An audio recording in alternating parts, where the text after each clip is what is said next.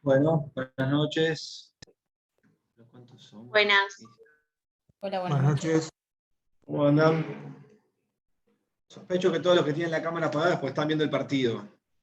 Y les confieso, yo pensé, tengo la televisión atrás, pensé en hacer lo mismo, pero me iba a desconcentrar, así que no. Ustedes pueden, yo no. Buen día, buenas noches, Romina, ¿cómo andás? Bueno, a ver, 8:15, bueno, vamos a un par de minutos. Muy bien. ¿Cómo andan? ¿Cómo les va resultando la materia? Quedan pocas clases ya. Casi todas conmigo quedan. Porque creo que la doctora Kirchner terminó, el doctor Turina terminó, el doctor Ferran no, porque hablé ayer por teléfono. ¿Cómo van? Nomás nos queda terminar con la unidad, la 14 y la 15, que es lo que estamos viendo con vos y con Ferran, porque ayer Arrieta también terminó los temas. Ah, ¿sí? Mirá, qué rápido terminó. Bueno, conmigo por lo menos esta clase y una más por lo menos, y creo que alguna más, me parece, no sé si vamos a llegar, porque no me quiero apurar. Con el doctor Ferran, 1 o 2, me parece. Me dijo una, pero no sé si va a llegar porque tiene que dar subasta, que no es difícil, pero quizás es complejo para explicar, porque es largo. Bueno, pero quizás la semana que viene. O sea que, perdón, Virginia, te pregunto a vos. ¿La doctora Reta terminó ayer?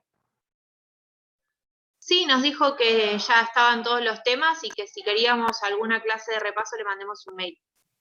Ah, bueno. No, yo pregunto porque la semana que viene saben que tienen el martes clase con el doctor Constantino. No sé si les avisaron, calculo que sí. Entonces el lunes van a tener conmigo y quizás le pido al doctor Ferran que me deje dar el miércoles y que él del jueves. Así, porque no sé, como yo tengo que llegar hasta sentencia de tránsito y remate, que es la sentencia de proceso ejecutivo inclusive, para que él luego pueda seguir con la etapa de ejecución de la sentencia de tránsito y remate, que es subasta, para que tengan todo el hilo. Si él accede a cambiarme el día, me va a permitir a mí terminar bien. Si no, bueno, veré cómo me amaco el lunes. Pero bueno, para eso falta un fin de semana en el medio. Primero tengo que pasar el día de hoy. Bueno, vamos a empezar a ver si logro terminar, dejarlos un ratito antes. Hoy lo que vamos a hacer es terminar la unidad número 14. La semana que viene, el lunes, vamos allá a ver la unidad número 15, que es el juicio ejecutivo propiamente dicho, ya habiendo transitado la etapa previa que la vamos a ver hoy. Bien. Si mal no recuerdo, el otro día quedé en la clasificación de los títulos ejecutivos, fue lo último que di, y cuando me tocaba comenzar con los títulos, bien, Virginia me hace así. Cuando me tocaba comenzar con los títulos ejecutivos en particular, corté para poder mantener el hilo en la clase siguiente, que es la de hoy. Estoy en lo cierto, ¿no? Virginia me hace así. Bueno, genial. Entonces, única pregunta, no me voy a ir tanto para atrás, así no demoro tanto el comienzo de la clase. ¿Qué es lo que sí o sí debe estar presente en un título ejecutivo? Artículo 518. Sí o sí. ¿Qué recaudos se deben verificar? No me lo leas del código, Virginia, que estoy viendo con las cabezas. Lucas tampoco, ¿eh? No se ve mucho por Zoom, pero más o menos puedo identificar si están chusmeando resúmenes o código.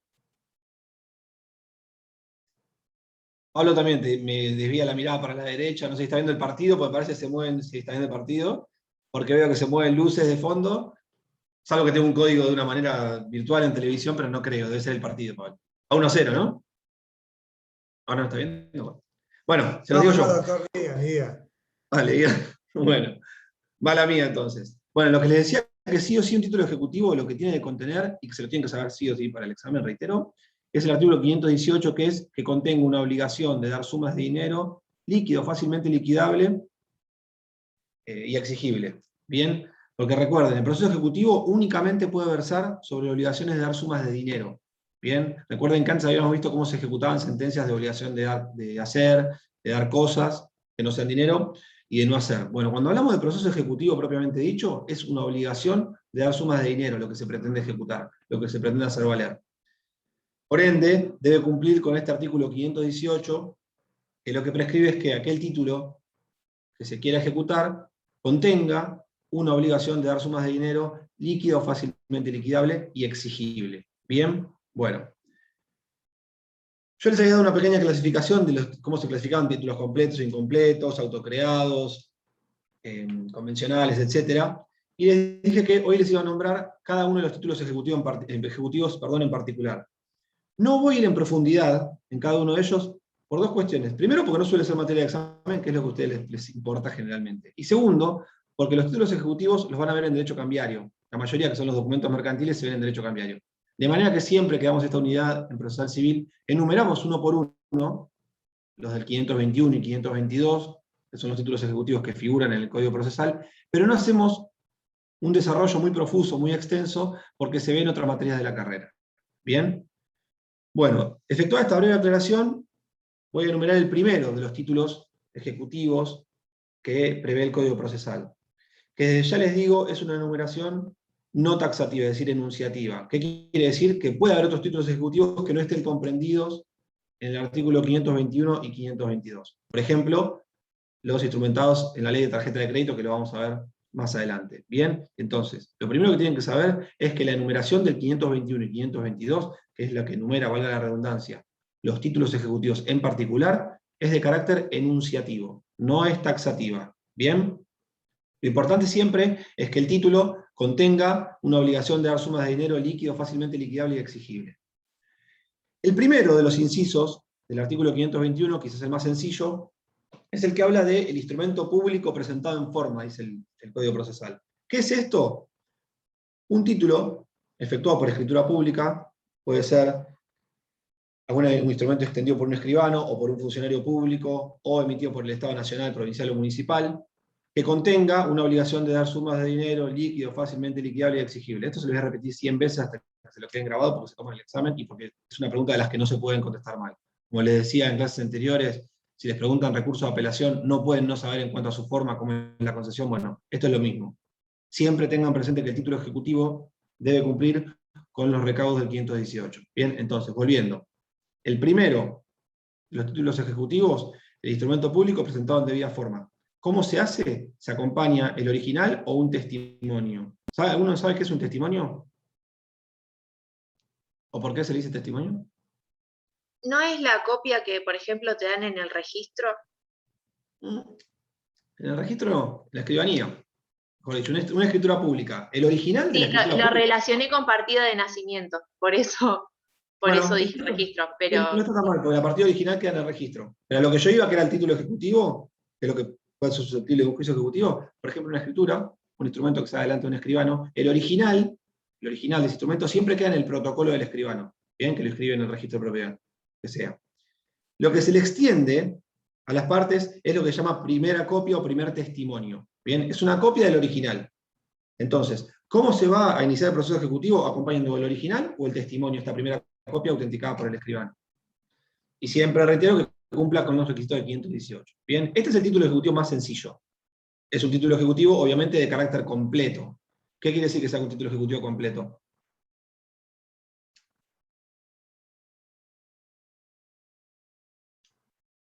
¿Que no necesita diligencias previas? Muy bien, Victoria.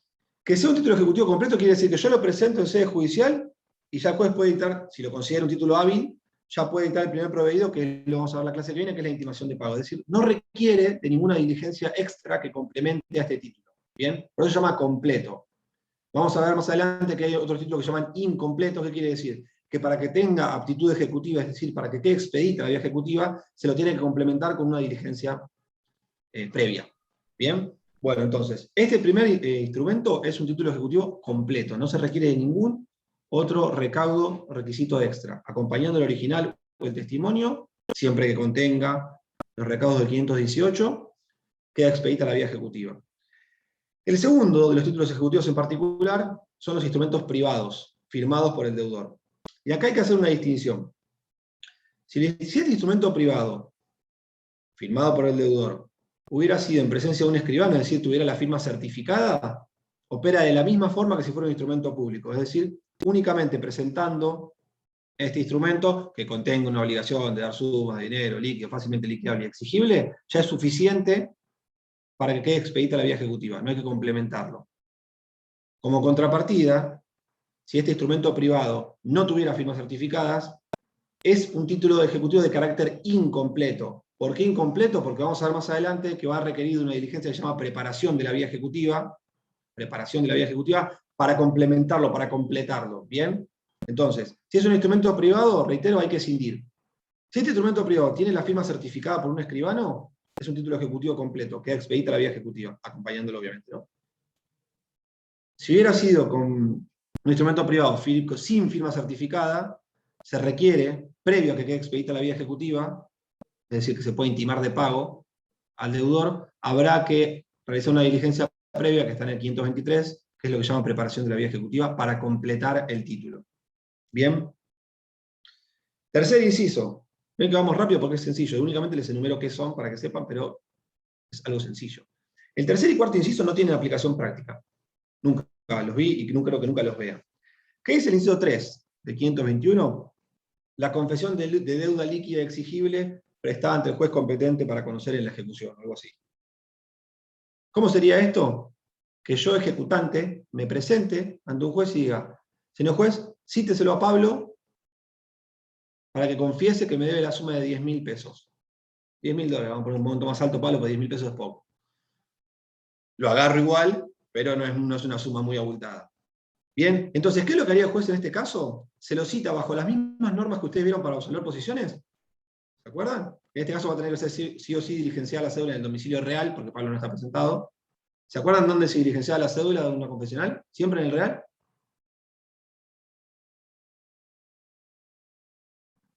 ¿Ya se olvidaron esto? Lo di yo confesional, yo ni me acuerdo qué día en la primera parte. Acá, bueno, como siempre me voy para los costados. La absolución de posiciones se notifica en el domicilio real, si uno litiga a través de apoderado. ¿Bien? ¿Por qué? Porque la parte, quien debe absolver, no se presenta en el juicio, se presenta a su apoderado. Entonces, en ese caso se le va a notificar al real. Si la parte se hubiese presentado con patrocinio letrado, es decir, por derecho propio, pero asistido de un abogado, la absolución se notifica al domicilio constituido. ¿Bien? No, la gente siempre piensa que es al real todos. No. Hay que distinguir de acuerdo a cómo se haya presentado en un proceso judicial. Reitero, se presentó a través de un apoderado, la absolución se le va a notificar en el real. Se presentó por derecho propio, patrocinio letrado, en el domicilio constituido. ¿Por qué? Porque lo que se busca es el anoticiamiento real de la fijación de la absolución de posiciones. Bueno, volvemos entonces. El inciso tercero, la confesión de deuda líquida y exigible prestada ante el juez competente de la ejecución. ¿Cómo se hace? Se lo cita al deudor en su domicilio real para que se presente a absolver posiciones. Y acá la absolución va a versar sobre, para que reconozca que a Patricio le debe la suma de 10.000 dólares. Para que reconozca que el plazo acordado por Patricio a Pablo para que abone esa deuda se encuentra vencido. Para que jure como es cierto, en realidad. Bueno, regla de absolución, ¿no? Sí o no, etc. Si niega, no quedará expedita la vía ejecutiva, tendrá que ir por un proceso de conocimiento. Si reconoce, quedará expedita la vía ejecutiva, se le intimará de pago. Bien, algo a tener en cuenta. En este caso, en este tipo de títulos ejecutivos que ya les digo no tienen aplicación práctica de la confesional, no se puede utilizar la confesión expresa o tácita que se haya producido en otro expediente. Si yo tuve un proceso de conocimiento y en alguna de las posiciones Pablo confesó que me debía la suma de 10.000 dólares, yo no puedo acompañar esa copia certificada, supongamos, de esa actuación prestada ante otro procedimiento judicial, otro proceso judicial, para un proceso ejecutivo, ¿bien? Únicamente es la confesión prestada ante el juez que va a entender en la ejecución. No se puede hacer valer, reitero, una confesión, sea expresa o tácita, ventilada en el marco del periodo probatorio de otro proceso judicial. ¿Se entiende? Como tampoco se podrá hacer valer una confesión prestada ante un juez de instrucción, si es capital federal, o un fiscal, si es provincia de Buenos Aires. ¿Bien? Reitero, tiene que ser la confesión prestada en presencia del juez que va a entender de la ejecución. Nunca lo vi y no creo que lo vea. ¿Bien? Si fuera una confesión extrajudicial tampoco se puede hacer valer, salvo que esa confesión extrajudicial hubiese sido instrumentada en algún instrumento público o privado con firma certificada o privado sin firma certificada, porque entraría en realidad en los incisos 1 y 2 que vimos anteriormente. ¿Bien? Pero la confesión extrajudicial tampoco se puede hacer valer. Reitero, es únicamente la confesión prestada ante el juez que va a entender en la ejecución. Cuarto de los títulos ejecutivos de carácter particular que prevé el 521, el tema de las cuentas aprobadas o reconocidas como consecuencia del procedimiento de 523, que es la preparación de vía ejecutiva. Acá ustedes ya vieron rendición de cuentas, ¿no? ¿Vieron rendición de cuentas? Mía me hace así, ¿cómo es? A ver, ¿cómo es un proceso de rendición de cuentas? Y ya le hiciste así, Mía. Ascendiste muy firme, y aparte tengo 4 cámaras prendidas, o sea que los tiros van a ir para Luciana, Lucas, Virginia y Pablo, y Mía. En 3 minutos van a apagar las cámaras. Después de que dije esto, Lucas ya la está apagando. ¿Cómo es una rendición? Lo vimos ayer. O Por sea, que ejemplo, el los caso refleja. de cuando hay un administrador, tiene obligación de rendir cuentas, tiene que describir la gestión, acompañarlo con documentación. ¿Cuántas sentencias tiene el proceso de conocimiento ese? No recuerdo. Porque ¿saben cómo es lo que tiene a particular? Me estoy yendo a otro tema, pero como hago siempre. La rendición de cuentas en realidad se inicia cuando es como proceso de conocimiento. Lo primero que se busca es que el juez dilucide si existe o no obligación de mía de rendir cuentas. ¿Bien? Primera sentencia. La segunda, en caso de existir obligación de que rinda cuentas, para que lo haga. ¿Bien? Segunda sentencia. Y la tercera, para aprobarla o desaprobarla y ejecutarlas. ¿Bien? Por eso es un proceso extraño. Hay un libro de la doctora Villanutre que da clase en esta facultad muy bueno sobre rendición de cuentas de forma específica que lo explica. Pero si no se los explicaron, no se lo vamos a tomar igual, ¿eh? Pero para que lo sepan, es raro, porque es un proceso que puede tener 3 sentencias distintas. La primera que dilucide si existe obligación o no de rendir cuentas, la segunda para que las rinde para que las rinde, y la tercera para que se las apruebe o desapruebe y determine si hay un saldo para pagar, etcétera, que a la postre será la sentencia ejecutable una vez que esté firme, ¿no? La tercera. ¿Por qué traigo esto a colación? Porque este inciso, que ya les digo no tiene aplicación práctica, no podría versar para ejecutar la sentencia esta de proceso de conocimiento que les decía recién. ¿Por qué? Porque esa es un título ejecutorio que debería ir por una ejecución de sentencia. ¿Se entiende? Lo que vieron ayer, si existe obligación de rendir cuentas y de abonar, lo que sea, se va a ejecutar por medio de una ejecución de sentencia. ¿Por qué? Porque ustedes tienen una sentencia definitiva de proceso de conocimiento que como tal es un título ejecutorio. De manera que, para que encuadren el 521 en este inciso que les estoy diciendo, tendría que ser que el ejecutante presente las cuentas y le pida al juez que lo cite al deudor para que las reconozca o desconozca. Si las desconociere, no se podría accionar por vía ejecutiva y tendríamos que iniciar un proceso de conocimiento. ¿Bien?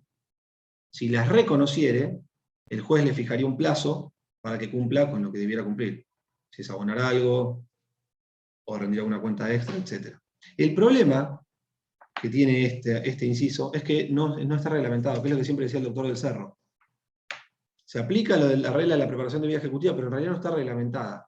Entonces no tiene aplicación práctica, es imposible, esto creo que se toma en un parcial, porque nunca se va a ver en la realidad. Sí se pueden ver los que vieron ayer.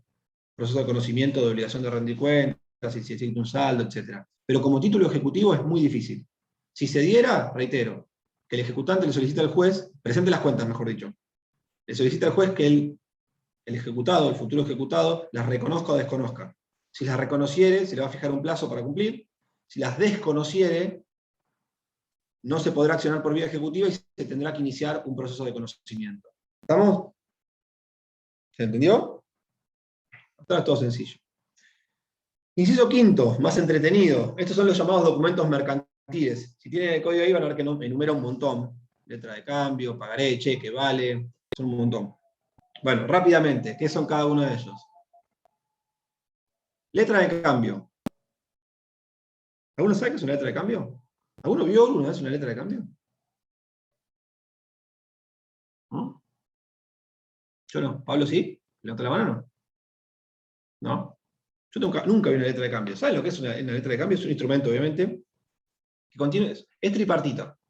Contiene una orden que emite el librador, es decir, quien confecciona la letra de cambio, para que un tercero que se llama girado le pague una determinada suma de dinero al tomador o beneficiario de esa letra de cambio. Algo que aplica para todos los documentos mercantiles, tanto letra de cambio como los que vamos a ver ahora, todos los de este inciso, son todos títulos completos. Son todos títulos completos. Autónomos, autosuficientes, es decir, acompañando el título, ya queda expedita la vía ejecutiva. ¿Bien? ¿Qué es un pagaré? Este es más fácil.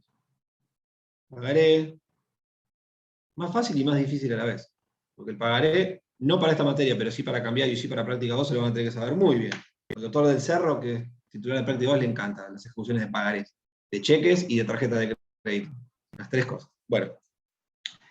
El pagaré también es un título formal y completo, como la letra de cambio, que contiene una promesa, quien libra el pagaré, una promesa incondicionada de abonar una determinada cantidad de sumas de dinero al beneficiario que figure en ese título ejecutivo.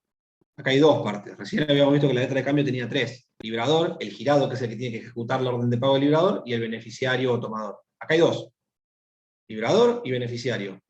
Yo, Patricio Gropo, suscribo un pagaré en favor de Virginia. Dos partes nada más. ¿Qué pasa? El pagaré está, perdón, los títulos de cambio están en el decreto ley 5965/63. No lo anoten, lo van a ver en cambiario, pero no se lo anoten. El pagaré tiene una serie de recaudos que debe cumplir sí o sí. Sí o sí, que están en el artículo 101. Se los digo bien rápidamente. El primero es lo que llamamos poner, denominarlo como el título, poner cláusula a la orden, pagaré a la orden de, o pagaré a cualquiera de esas dos denominaciones. Tiene que estar la denominación del título inserto en la parte superior del documento. Bien, entonces la cláusula a la orden o la denominación del título, pagaré o poner cláusula a la orden. La promesa pura y simple, pagaré a fulanito de tal, la suma X. La promesa pura y simple de abonar una determinada cantidad de sumas de dinero. A una persona determinada, obviamente. La tercera, el plazo, pagaré en la suma de en el plazo de tantos días, la suma de bla, bla, bla. El lugar en el cual se va a realizar el pago. Bien, plazo, lugar. El nombre, obviamente, del beneficiario, el lugar y la fecha en la cual se creó el pagaré y la firma. Bien, reitero. Cláusula a la orden o la denominación del título. La promesa pura y simple de abonar una determinada cantidad de sumas de dinero. El plazo para abonarlo. El lugar, el beneficiario, el lugar y la fecha en la cual se creó el pagaré y la firma. Son 7 requisitos. Si falta alguno de esos requisitos, el pagaré no es válido como título ejecutivo. Bien, solamente hay 2 que pueden no estar. ¿A alguno se le ocurre cuáles son? Melina más así. Pensando. ¿El plazo y el lugar? Bien, exactamente los 2. El plazo, la idea es que el pagaré lo contenga. Ahora, si no fijara plazo, se entiende que es pagadero a la vista. ¿Qué quiere decir pagadero a la vista? Cuando me lo presentan al cobro yo lo tengo que pagar. Pagaré a Melina la suma de 30.000 pesos. Si no digo pagaré a Melina en el plazo de 30 días, Melina me lo puede exigir mañana. Bien, entonces, el plazo puede no estar. Y el título ejecutivo es válido igual. Y el lugar de pago, si no estuviere, si yo no indicare dónde voy a efectivizar el cumplimiento de mi obligación, se entiende que es el lugar donde se creó el título.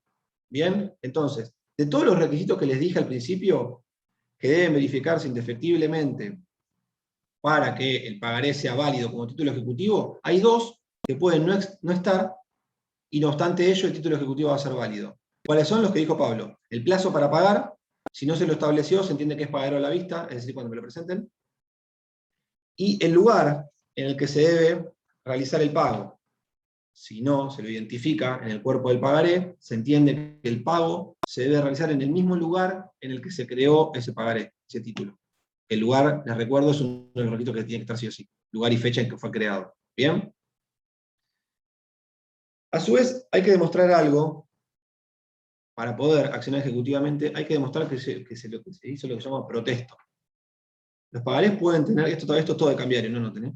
Los pagarés pueden contener una cláusula que se llama con protesto o sin protesto. Con protesto, ¿qué quiere decir? Que para poder exigirme el cobro, primero tienes que haber demostrado que me lo presentaste. ¿Bien?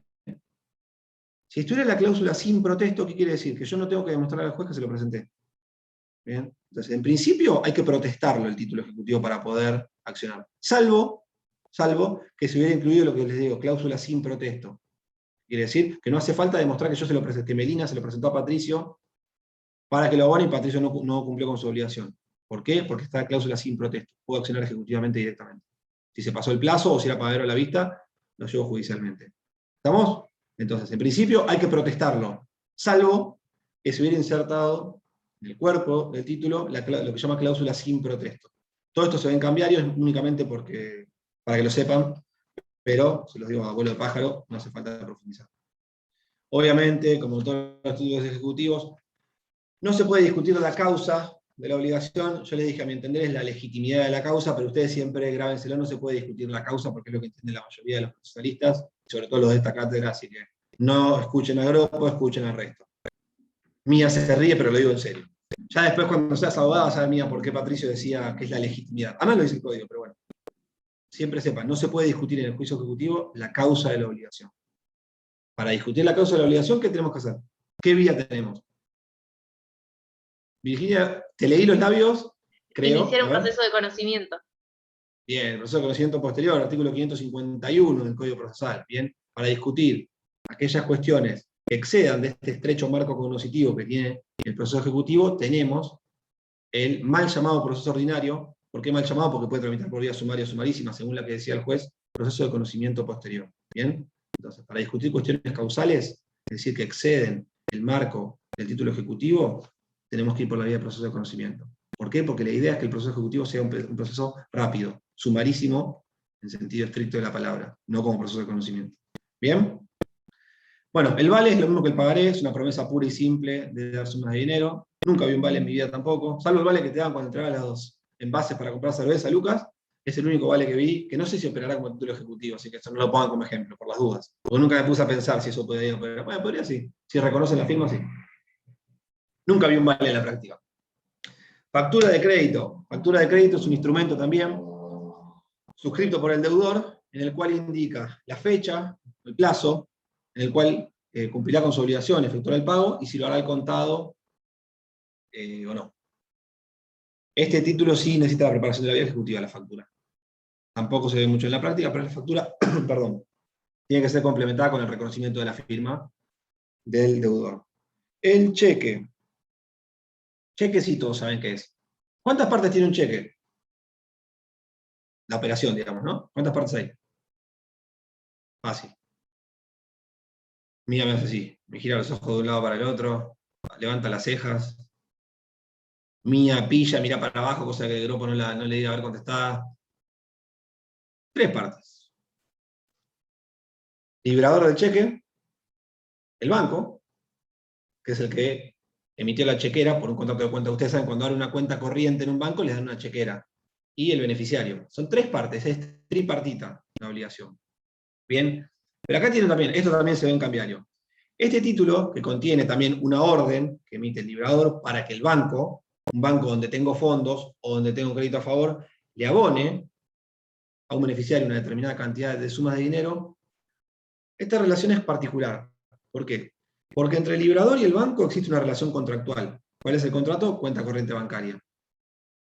Pero en caso de incumplimiento, es decir, si el pobre Pablo, a quien yo le entregué un cheque, va a cobrarlo y el banco le mete un sello rojo, diciendo, no, falta de fondos, Patricio te metió un cheque de los nuevos cheques voladores, no tiene fondos para pagarte, Pablo no podrá accionar contra el banco.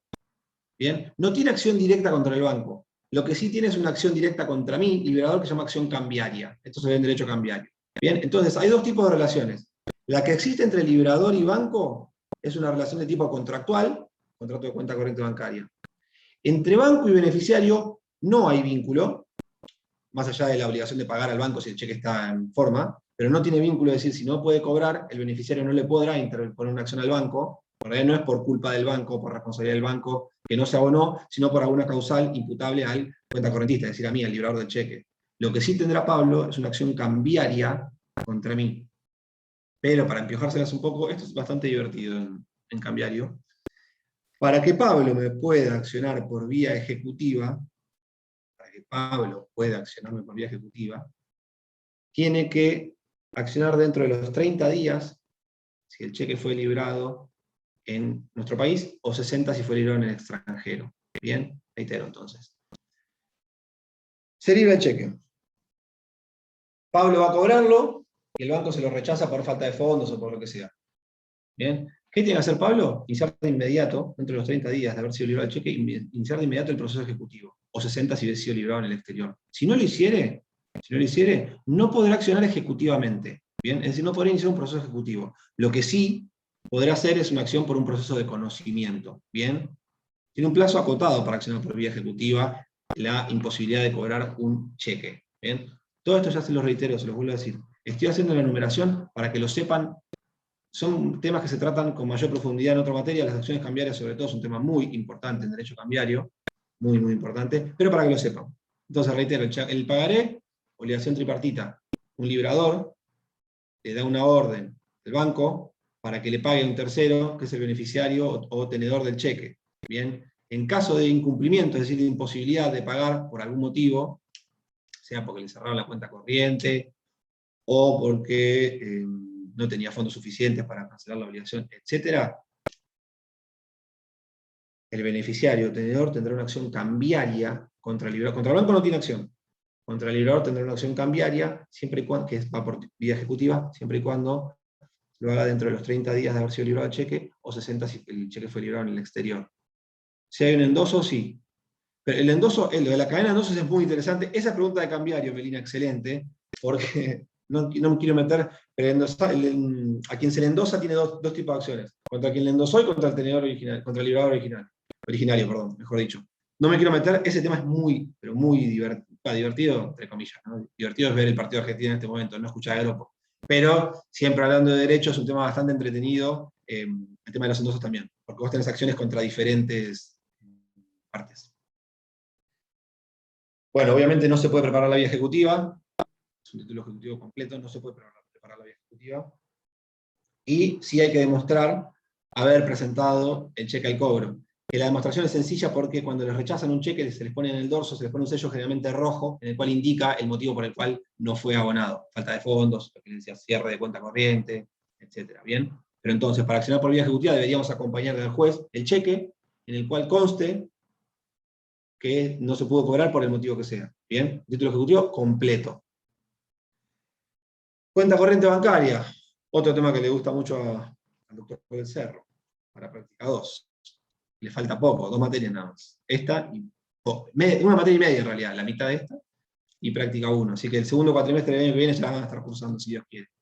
¿Qué pasa con la cuenta corriente bancaria? Bueno, la cuenta corriente bancaria, el título ejecutivo, es el saldo deudor. ¿Qué quiere decir? Todos los meses se cierra, se hace un cierre, en el cual se debe verificar si existe o no deuda, el cuenta correntista, si tiene o no deuda. Si tuviera deuda, se hace el cierre del saldo deudor, el saldo, a esa fecha, y se le comunica al deudor la suma que tiene que abonar y el plazo. ¿Bien? Si no lo hiciere,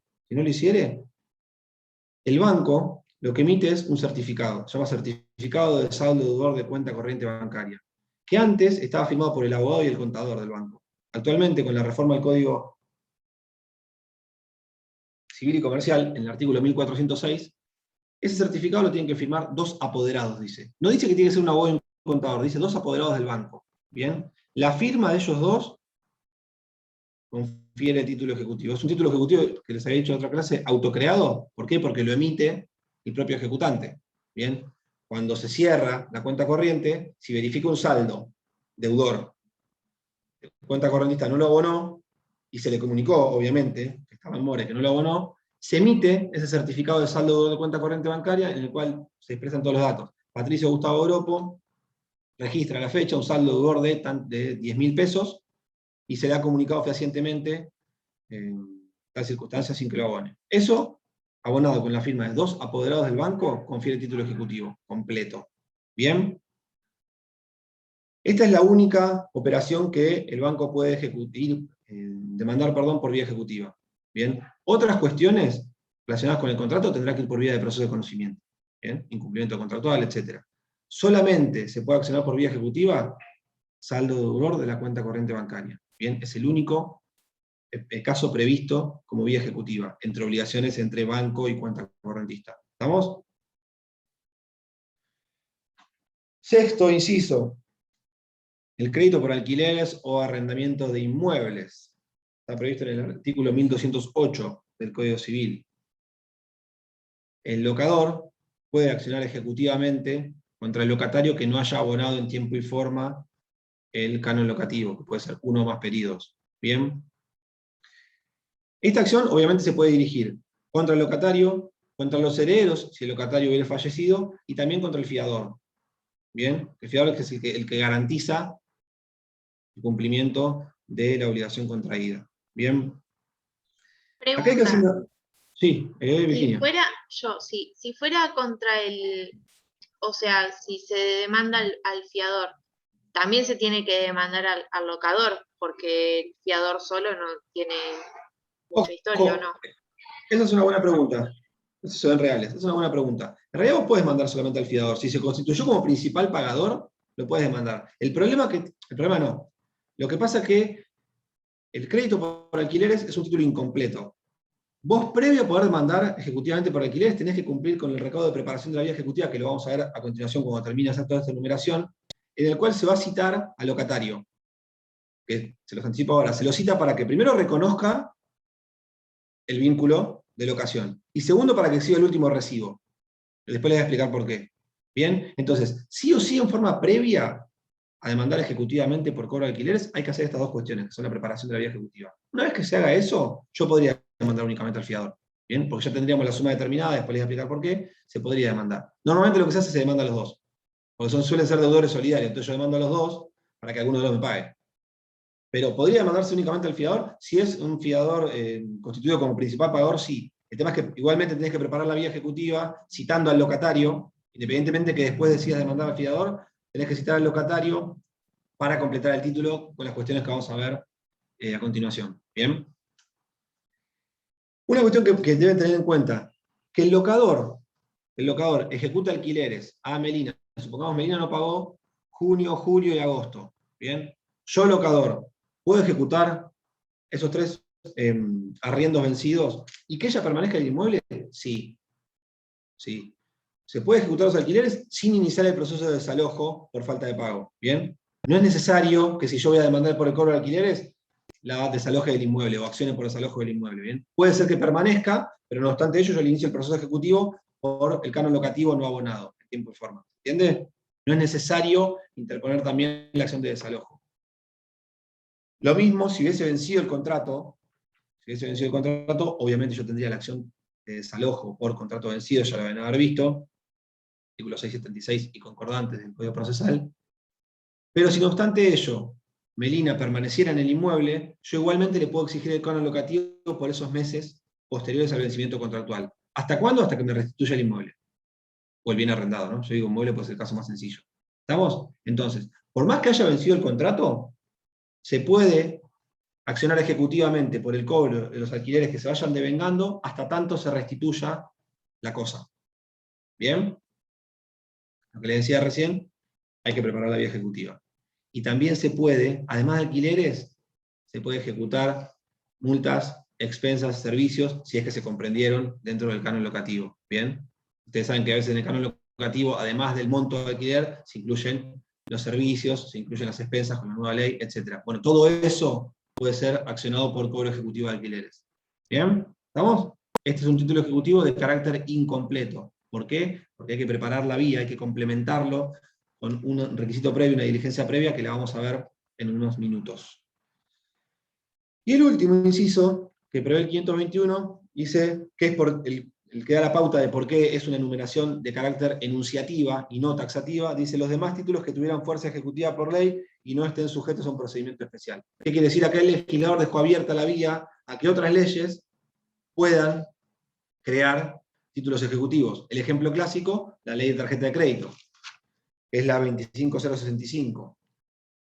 ¿Cómo es la ejecución en materia de tarjeta de crédito? Bueno, acá es un título ejecutivo incompleto, porque también, por el procedimiento que vamos a ver a continuación, se lo va a citar al deudor a que reconozca dos cuestiones. Primero, el contrato. Haber suscrito un contrato de tarjeta de crédito con Visa, Mastercard o lo que quieran. ¿Bien? Y segundo, para que reconozca el resumen, que no pagó. ¿Bien? Si desconociera alguna de estas cuestiones, no se podrá accionar por vía ejecutiva, deberán ir por proceso de conocimiento. ¿Bien? Si lo reconociere, quedará expedita la vía ejecutiva, pero además del contrato y del resumen, el emisor de la tarjeta de crédito, Visa o Mastercard, tiene que acompañar dos declaraciones juradas. Todo esto, les reitero chicos, es para que lo sepan. Es muy poco probable que se los tomen en un examen, pero es para que lo sepan. Además de acompañar el resumen y el contrato, que esos dos instrumentos tendrá que citarse al deudor para que los reconozca. Si los reconoce, queda expedita la vía ejecutiva. Si los desconoce, no se puede accionar por el proceso ejecutivo, deberemos iniciar un proceso de conocimiento. Además, el emisor tiene que acompañar dos declaraciones juradas. La primera, que practica en carácter de declaración jurada, que el deudor no cuestionó los resúmenes en el plazo fijado. Es decir, que no hubo cuestionamientos sobre los importes, sobre el detalle de los resúmenes, de todos los consumos realizados. Y la segunda declaración jurada es que manifieste que, previo a estar constituido en mora, el deudor no haya hecho denuncias de robo o pérdida de la tarjeta de crédito. ¿Bien? Si hubiese habido este tipo de denuncias, no se puede accionar por vía ejecutiva porque se tiene que demostrar que los consumos no fueron o sí fueron realizados por quien alega que le robaron o perdió la tarjeta. Bien, entonces reitero, ¿cómo va a quedar complementado el título ejecutivo en el caso de la ley de tarjeta de crédito? Bueno, es un título incompleto. ¿Por qué incompleto? Porque se debe citar al deudor a que reconozca el contrato y a que reconozca el resumen que pretende ejecutarse. Bien, y a su vez, el emisor de la tarjeta de crédito tiene que acompañar dos declaraciones juradas, en la cual manifieste que no hubo cuestionamientos al resumen que aquí trae a ejecutar, y que no hubo denuncias de extravío o de robo de la tarjeta de crédito previo a haber quedado constituido en mora. ¿Por qué previo? Porque si no sería muy fácil burlar el pago del proceso ejecutivo. Si a mí me van a ejecutar un resumen de tarjeta de crédito, cuando yo quedé constituido en mora, digo, no, me la robaron. Entonces sería muy fácil burlar la vía ejecutiva. ¿Se entiende? Entonces, la declaración jurada es que el emisor diga, no hubo ninguna denuncia de robo o extravío antes de que haya quedado constituido en mora. ¿Bien? ¿Estamos? Bueno, reitero. Si el deudor no concurre cuando se lo cita para que reconozca, o lo reconoce, queda expedita la vía ejecutiva. Si concurre y lo desconoce, contrato o resumen, o ambos, tendrán que iniciar un proceso de conocimiento. ¿Bien? Bueno, genial. Y el último de los títulos ejecutivos de carácter particular, que en el programa dice 521, pero en realidad debería haber dicho 521 y 522, es el crédito por expensas, en aquellos inmuebles sometidos o sujetos a propiedad horizontal. La vieja ley de propiedad horizontal, la 13512, no preveía en forma expresa la posibilidad de accionar por vía ejecutiva contra el propietario que no abonara en tiempo y forma las expensas. ¿Bien? El nuevo Código Civil y Comercial, a partir de agosto del 2015, sí confiere la vía ejecutiva en forma expresa en el artículo 2048. ¿Cuál va a ser el título ejecutivo? ¿Cuál es el título ejecutivo en una ejecución de expensas? A ver si alguno sabe. Alguno que haya tenido deuda, ¿no? ¿Quién emite el título ejecutivo? Si hay una deuda por expensas, ¿quién les parece que emite ese título? El administrador. Bien, Luciana. El título ejecutivo es el certificado de deuda por expensas emitido por el administrador. Es el administrador el que va a emitir el título. Puede llegar a necesitar la conformidad o el complemento de lo que se llama consejo de propietarios, que lo van a ver en reales, no los quiero marear porque no es obligatorio. El consejo de propietarios es como un órgano de contralor. ¿Bien? Puede o no estar. Si está, el título lo emite el administrador conjuntamente con el consejo de propietarios. Si no está, solamente el administrador. ¿Cómo lo emite? De acuerdo a las pautas que se le haya fijado en el reglamento de propiedad. ¿Bien? El reglamento de propiedad es el que dice, bueno, si no pagan 3 meses, se va a emitir el certificado de deuda por expensas y se va a ejecutar. Si el reglamento no previera nada, tendrán que acompañar el acta de asamblea en la cual se haya determinado tal cuestión. ¿Bien? Bueno, a los 3 meses que no abona Pablo tenemos alquilado con las deudas hoy, a los 3 meses que Pablo no abona las expensas, ya se podrá accionar por vía ejecutiva. Bien, entonces reitero, el título ejecutivo es el certificado de deuda por expensas expedido por el administrador y por el consejo de propietarios en caso de existir, no es obligatorio, que manifieste que existe una deuda por expensas de acuerdo a lo manifestado en el reglamento de propiedad. Si el reglamento no dijera nada, de acuerdo a lo que surge del acta de asamblea en el cual se estableció cómo accionar en caso de deuda por expensas. En este certificado de deuda, lo que se hace es, el administrador identifica que existe una constancia de deuda de 3 periodos por la suma total de 10.000 pesos, y el plazo que se le había concedido al propietario para abonar cada una de esas liquidaciones. Ustedes, si alguno vive en departamento o es propietario de un departamento, ojalá que todos lo sean, saben que todos los meses les llega una liquidación de expensas en la cual se identifica el monto y el plazo que tienen ustedes para cancelar esa obligación. ¿Bien? Entonces, el administrador, una vez que emita el título, va a tener que identificar la deuda total que existe por cada periodo, si es que se ejecuta más de un periodo, y el plazo que se les había otorgado para que cumplan con la obligación que no hicieron, y que por eso motivó el libramiento de este título ejecutivo y el proceso posterior. ¿Bien? ¿Estamos? Y otra cosa que sí que hay que acompañar, que me había olvidado decir, es que siempre, además del certificado, se tiene que acompañar una copia del reglamento de propiedad. En realidad esto no es porque integre el título, sino porque lo que le permite al juez es verificar que el certificado haya sido expedido de acuerdo a lo que dice el reglamento. ¿Bien? Si solamente estuviera el certificado, el juez no podría verificar si el reglamento decía que se podía ejecutar a los 3 meses de deuda, por ejemplo. Bien, entonces, el título ejecutivo es el certificado de deuda por expensas emitido por el administrador. Pero además, conjuntamente con la demanda y con ese título, se verá acompañado una copia del reglamento de propiedad que le va a permitir al juez verificar que se hayan cumplido los requisitos que previó el reglamento para poder expedir ese título. ¿Se entiende? Bueno, genial. Bueno, hasta acá sencillo. Esto fue la enumeración de todos los títulos, o creo sencillo.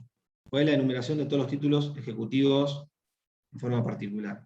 Bien. Lo importante a grandes rasgos es que sepan qué es cada uno. No se suele preguntar, creo que prácticamente imposible que se les pregunten, porque les reitero, se dan en otras materias. Esto que vieron recién se dan reales, los documentos mercantiles se dan en derecho cambiario, cuenta corriente y tarjeta de crédito lo ven en práctica 2, creo que lo siguen viendo en práctica 2, etc. Es más que nada para que sepan, una definición rápida, para que sepan qué significa cada uno de estos títulos ejecutivos.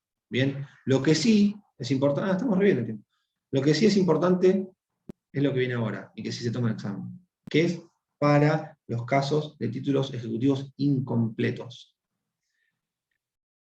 Sabemos por lo visto hasta ahora que los instrumentos públicos, los instrumentos privados con firma certificada y los documentos mercantiles o papeles de comercio, entiéndase pagaré, cheque, letra de cambio, son títulos ejecutivos de carácter completo, es decir, no se requiere de ninguna diligencia extra para yo poder accionar por vía ejecutiva. ¿Bien?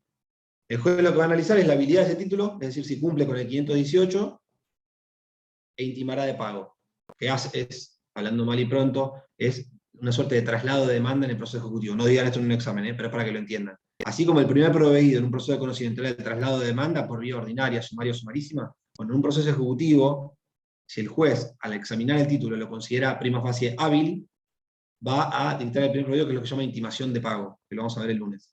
¿Bien? Entonces, instrumento público, privado con firma certificada, papeles de comercio, que obviamente contengan una obligación de dar sumas de dinero líquido, fácilmente liquidable y exigible, son títulos ejecutivos de carácter completo, acompañando el título suficiente para que el juez intime de pago. ¿Bien? No se requiere del complemento de ninguna otra diligencia previa. Bueno, como contrapartida, los restantes sí necesitan ser perfeccionados o complementados con un trámite previo a la apertura del proceso ejecutivo. Y esto es lo que se llama preparación de la vía ejecutiva, artículo 523 del Código Procesal. Es fácil, pero es importante. Bien, fácil e importante, mejor dicho. Un minuto mientras tomo agua. Si alguno sabe cómo va Argentina, porque calculo que ya deben estar en entretiempo, me pueden decir, mientras tomo agua rápido. Le hago una consulta. ¿Los créditos por expensas es completo? ¿O no? El crédito, perdón, no escuché, perdón. Los créditos por expensas comunes, ¿es completo? Es un título completo, sí, sí. Sí, sí. Lo único que sí tienen que tener la precaución es acompañar el certificado de deuda por expensas pedido por el administrador y el reglamento. Pero es un título completo. Es decir, no se lo cita al propietario para que reconozca el reglamento. Bueno, el reglamento está por escritura pública, así que nunca se lo puede citar. Sigue 1-0. Gracias, Virginia. Buena acotación, Luciana. Bueno, volvemos entonces. Títulos ejecutivos de carácter incompleto, es decir, que requieren de un trámite previo para poder accionar para que quede expedita la vía ejecutiva. Primer supuesto, reconocimiento de documentos privados. Privados que no tengan la firma certificada. Bien. Bueno. Además de cumplir con el artículo 518, que a esta altura ya lo tienen que saber perfecto, lo que se hace es, se cita al deudor para que en el plazo de 5 días, se cita al deudor por cédula, dice bajo las normas del traslado de demanda, y lo que quiere decir acá en realidad es que se cita por cédula el domicilio real del deudor, para que en el plazo de 5 días se presente en la sede del juzgado y reconozca o desconozca su firma. Inserta en el título ejecutivo, en este instrumento privado, que no tiene firma certificada, que se pretende ejecutar. Bien, entonces, reitero. Documento privado sin firma certificada, que obviamente contenga una obligación de dar suma de dinero líquido fácilmente liquidable y exigible. ¿Qué es lo que se hace? Se lo cita al deudor para que por cédula en su domicilio real, para que en el plazo de 5 días se presente ante el órgano jurisdiccional y reconozca o desconozca la firma que le es atribuida en ese documento. ¿Bien? No es un traslado, es una citación. Lo único que tiene que hacer es reconocer, ¿es mi firma o no es mi firma? Punto, nada más. Ni defenderse. El momento para ejercer su derecho defensivo va a ser después, cuando esté intimado de pago, al oponer excepciones. ¿Bien? La citación es únicamente, por eso les digo que no es un traslado, la citación es únicamente a los efectos que reconozca o desconozca la firma que se le atribuye en este instrumento privado que no tiene firma certificada. ¿Bien? No es una audiencia, no es una fijación de audiencia. ¿Por qué? Porque se lo cita para que en el plazo de 5 días comparezca, obviamente, en el horario judicial, de 8 a 14, a reconocer o desconocer. Y en el plazo de 5 días, cuando quiera, dentro de ese plazo, en el horario que quiera, de 8 a 14, obviamente. ¿Bien? Si el ejecutado viviera a más de 300 kilómetros de la sede del juzgado, el reconocimiento se va a hacer ante el juez de la sede de su domicilio. ¿Bien? Y si el ejecutante no conociere el domicilio del ejecutado, luego de cumplir con la diligencia del 145, que lo viene en la primera parte, que es realizar todas las averiguaciones tendientes a poder verificar el domicilio del ejecutado, si no obstante realizar todo ese tipo de averiguaciones no pudiera dar con el domicilio del ejecutado, se va a publicar edictos por el plazo de 1 día. En proceso de conocimiento, ¿cuántos días serán?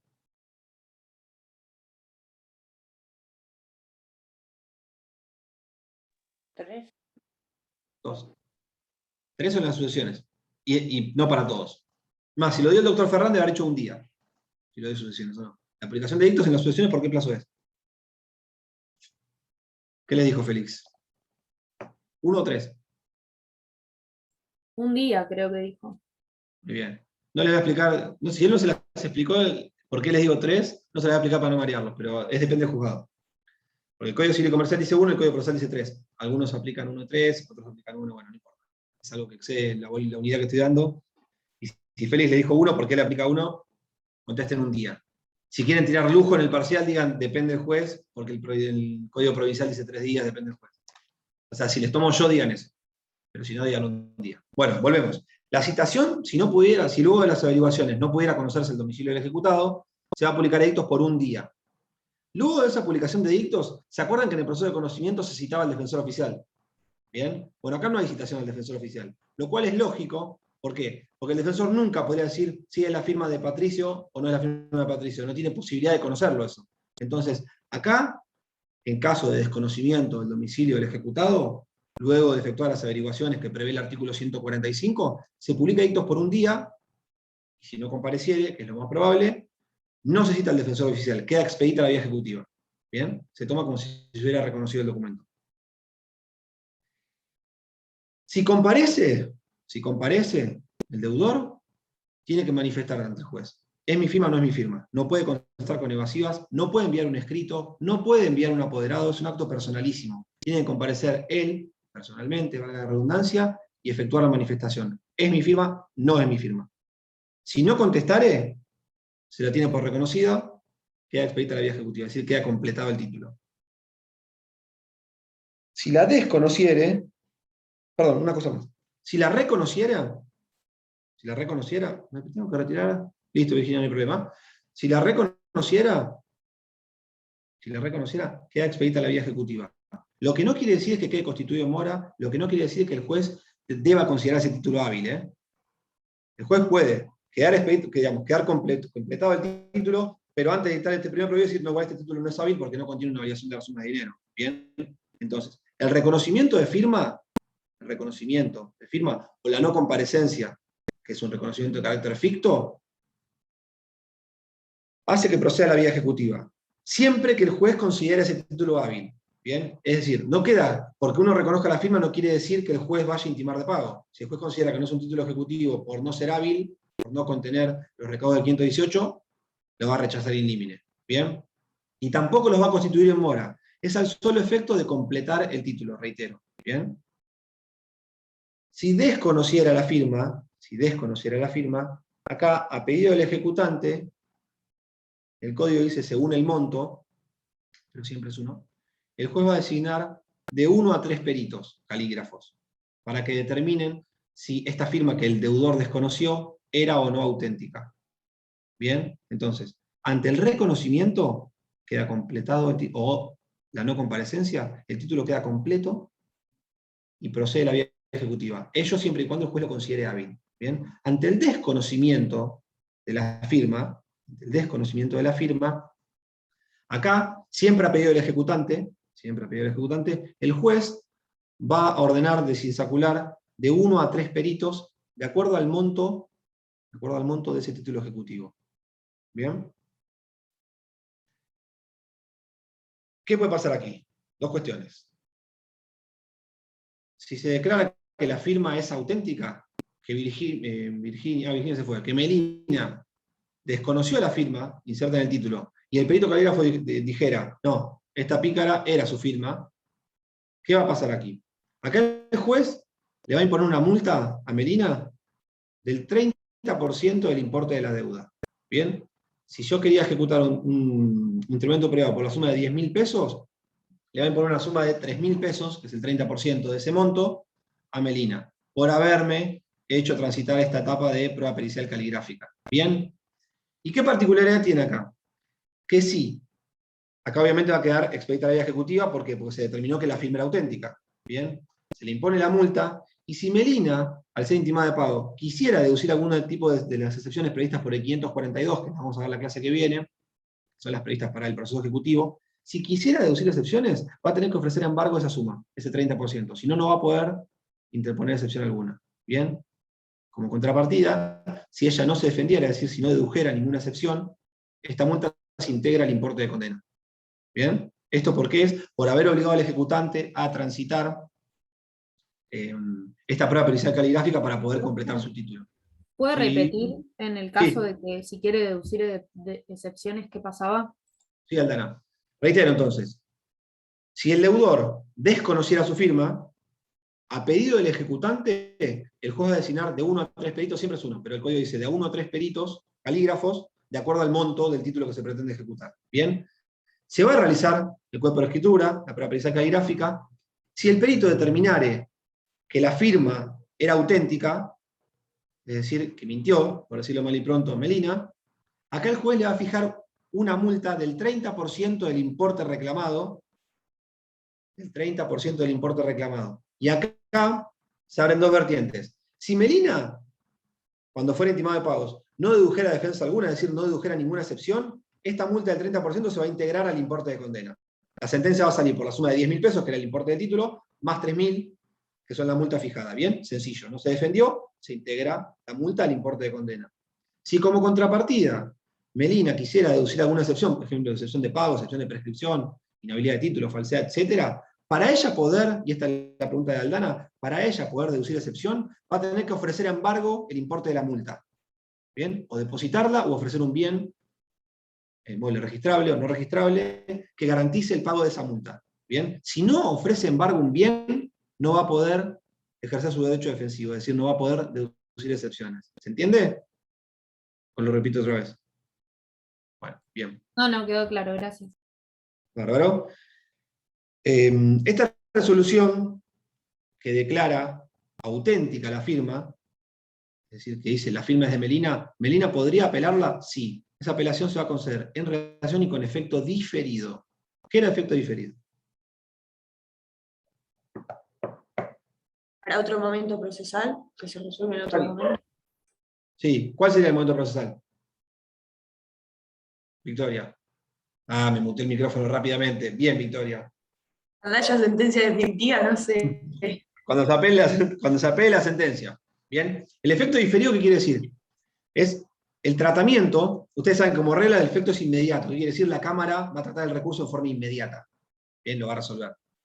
Como excepción, el legislador en algunos supuestos puntuales, taxativos, por ejemplo concede la apelación con efecto diferido. ¿Qué quiere decir diferido? Que el tratamiento de esa apelación se difiere, vale la redundancia, para el momento en que se apele la sentencia. ¿Bien? Los va a obligar a apelar la sentencia al solo efecto de mantener ese recurso que había sido concedido con efecto diferido, en este caso, el que la prueba pericial caligráfica estaba mal hecha, por ejemplo, porque no era mi firma. ¿Yo puedo apelar esa resolución porque en realidad no era? Sí, el juez me la va a conceder con efecto diferido. ¿Para qué es esto? Para que no demore tanto el trámite. Ya Medina lo demoró desconociendo su firma. Ahora lo quiere demorar nuevamente diciendo que la prueba pericial estuvo mal hecha y la apela. Entonces, bueno, esta apelación se va a conceder con efecto diferido. Deberás transitar el proceso ejecutivo y una vez que se dicte sentencia de tránsito y remate, que es la sentencia del proceso ejecutivo, deberás apelarla para que se pueda, resolver la apelación contra la resolución que declaró auténtica la firma. ¿Estamos? Bien, entonces, si la firma fue declarada auténtica luego de la pericial caligráfica, el deudor podrá apelarla, pero esa apelación será concedida en relación, obviamente, porque las apelaciones, todas las apelaciones son en relación, salvo dos que se conceden libremente, ¿de cuáles son? Luciana, vos que me estás haciendo así. Mirá, iba a desmutear el micrófono. Bien, Luciana. Definitiva. ¿De qué procesos? Ordinario y sumario. Bien. Ojo, con sentencia definitiva, solamente ordinario y sumario. Si fuera de sumarísimo de proceso ejecutivo, se concede en relación, no libremente. Bien. ¿Estamos entonces? Sí, como contrapartida, la firma, la pericial caligráfica arrojare como resultado que efectivamente no era la firma de Medina, acá si el ejecutante apelare, la apelación va a ser concedida en relación y con efecto suspensivo, lo cual es lógico porque en realidad ya no se puede seguir adelante. Entonces, no tendría sentido conseguir con efecto diferido porque en realidad no me permite a mí ejecutar el título. ¿Entiendes? Si me está diciendo que no es la firma de Medina, yo no puedo seguir adelante con el proceso ejecutivo. Entonces, vuelvo. Si la firma es declarada auténtica, el deudor, que había desconocido anteriormente la firma, podrá apelarla y esa apelación va a ser concedida en relación y con efecto diferido. Es decir, el tratamiento de este recurso se posterga para una vez que se apele la sentencia del proceso ejecutivo, es decir, la sentencia de tránsito y remate. Si como contrapartida la resolución a ese dictamen pericial arrojare que la firma efectivamente no era de a quien se le atribuye, es decir, no era el deudor, el ejecutante, el acreedor, puede apelarle y se va a conceder en relación y con efecto suspensivo. Lo cual es lógico porque en realidad no se puede continuar adelante con ningún trámite. Entonces se concede con efecto suspensivo. Las costas derivadas de esta actuación, es decir, derivadas de todo este supuesto desconocimiento de firma que motivó la pericial caligráfica, se le van a imponer obviamente al vencido. Y acá puede ser que se dé una particularidad, que es, Melina te tengo alquilada, Melina, porque te tengo justo abajo, perdón. Melina había desconocido la firma inserta en el pagaré. Me obligó a mí a pedirle al juez, Lucas, que produzca una prueba pericial caligráfica. La prueba pericial caligráfica arrojó como resultado que efectivamente la firma era auténtica. Le pusimos las multas y obviamente las costas irrogadas por la realización de la pericia se le van a imponer a Melina. ¿Bien? Las costas por esta diligencia de preparación de vía ejecutiva se le imponen a Melina. Lo que puede darse es que el título acá quedó completo. ¿Bien? Ya preparamos la vía ejecutiva. El juez va a intimar de pago y Melina interponga excepción de pago, por ejemplo. Y el juez le haga lugar, es decir, me rechace la demanda. Obviamente las costas me las va a imponer a mí, acreedor. No obstante ello, las costas de la diligencia de preparación de vía ejecutiva, es decir, la prueba pericial caligráfica, igual las va a tener que abonar Medina. ¿Se entiende? Acá puede ser que existan costas por el proceso ejecutivo, que se le van a imponer al ejecutante que perdió, porque se rechazó la ejecución, se hizo lugar de la excepción de pago, pero las costas de la preparación de la vía ejecutiva igualmente se imponen a Melina, porque su desconocimiento de la firma motivó que debamos realizar una prueba pericial caligráfica que a la postre demostró que era su firma. ¿Se entiende? Las costas por la preparación de vía ejecutiva se imponen a quien perdió. Si la firma era auténtica, al deudor. Si la firma efectivamente era falsa, a mi ejecutante. ¿Estamos? ¿Se entendió eso? Es muy poco probable que en la práctica se dé. Muy poco probable. Porque si Melina tuviera un recibo de pago para interponer una excepción, ¿para qué va a negar la firma? ¿Para qué va a negar la firma si en realidad después, sí, vení, la reconozco, es mía, pero cuando me intimen de pago, voy a acompañar el recibo, excepción de pago total, por ejemplo, y se va a rechazar la ejecución. Entonces es muy poco probable que ese avisorio que se dé en la práctica, salvo quizás algún supuesto de inhabilidad, que por ahí se me ocurre, les digo la clase que viene. Pero, les reitero, las costas derivadas de la diligencia de preparación de vía ejecutiva se imponen a quien resultó perdidoso. Si la firma fue considerada auténtica, al deudor; si la firma fue considerada falsa, efectivamente falsa, al acreedor o ejecutante. ¿Se entendió? Bien, entonces, hablamos recién de preparación de vía ejecutiva en instrumentos privados que no tenían la firma certificada. Vamos ahora a... me queda un poquito. Estamos ahí. Créditos por alquileres, que cuando no me acuerdo si fue Luciana o alguien me había hecho una pregunta, o Virginia, le dije que iba a volver. ¿Por qué? Porque en el crédito por alquileres, la preparación de la vía ejecutiva se hace a dos fines. A dos fines se va a citar al locatario. Primero, a que reconozca la relación locativa, es decir, reconozca que existe un alquiler entre Lucas y Pablo. Lucas locador, Pablo locatario, se lo va a citar a Pablo para que reconozca que existe un vínculo locativo. Normalmente se acompaña el contrato, no es obligatorio, pero siempre se acompaña el contrato de locación y para que digan, Pablo, ¿este contrato lo firmaste vos, sí o no? Bien, entonces, en caso, reitero, de cobro de alquileres, se cita al locatario a un doble reconocimiento. El primero, el vínculo contractual de locación. Y el segundo, para que exhiba el último recibo de pago de alquileres. Y yo les decía hace un ratito que les iba a explicar por qué.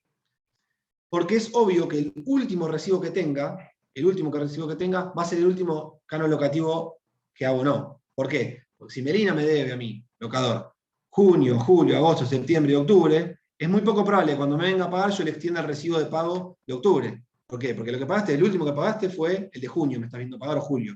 ¿Bien? Entonces, ¿para qué se pide la exhibición del último recibo? Porque se presume que hasta ahí abonó el canon locativo y que los posteriores es la deuda que tiene el ejecutante para reclamar. ¿Se entiende? Lo que permite es determinar, valga la redundancia, la deuda líquida y exigible. Bien, entonces reitero, en el caso de cobro de alquileres, se va a citar al locatario a un doble reconocimiento. El primero, vínculo locativo, generalmente se le exhibe el contrato de locación, aunque no es obligatorio acompañarlo, generalmente se le exhibe. Y el segundo reconocimiento, y la segunda citación es para, el segundo motivo de la citación, mejor dicho, es para que exhiba el último recibo. ¿Cómo es la citación? Igual que vimos anteriormente, se lo cita para que, en domicilio real para que en el plazo de 5 días se presente en el juzgado y efectúe este doble reconocimiento del vínculo, reitero, esto se toma en el examen, el vínculo contractual, y para que exhiba el último recibo. Esto es pregunta de examen. ¿Lo mareo un poquito? Bueno, así se agarra más Melina. Bueno, vamos a diferenciar si existe contrato escrito, si no existe contrato escrito. Y Mía se me ríe diciendo, por Dios que este pibe no me pregunte esto. Bueno, gracias por lo de pibe, soy más grande, me mantengo bien, por eso parezco un pibe, pero no lo soy. Pero bueno, distingamos, si hay contrato escrito o no hay contrato escrito. Si hay contrato escrito, deberemos ver, cómo fue instrumentado. Si fue instrumentado en instrumento público o privado con firma certificada, la citación únicamente es para que exhiba el último recibo. ¿Por qué? Porque el vínculo ya está demostrado por la firma de un funcionario público que da plena fe. ¿Bien? Entonces, reitero, vamos a diferenciar. Si es contrato escrito, si fue instrumentado por escrito, hay que hacer una división.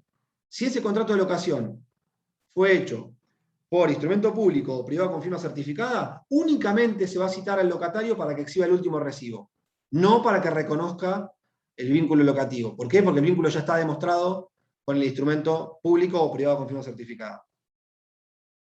Obviamente la incomparecencia autoriza que quede expedita la vía ejecutiva por el monto reclamado. Si vos no me exhibís el último recibo, lo que el juez presume es que la deuda que reclaman es la deuda exigible. ¿Bien? Algo que tienen que tener en cuenta, que no lo dije antes, aunque no comparezca esta citación, aunque no comparezca y no exhiba el último recibo, eso no quiere decir que no pueda después acompañarlo en una eventual excepción de pago. ¿Bien? Acá solamente la exhibición del recibo es para poder determinar el monto reclamado. ¿Bien? No quiere decir que si yo no acompaño el recibo ahora, después no lo pueda adjuntar cuando deduzca excepción de pago. ¿Bien?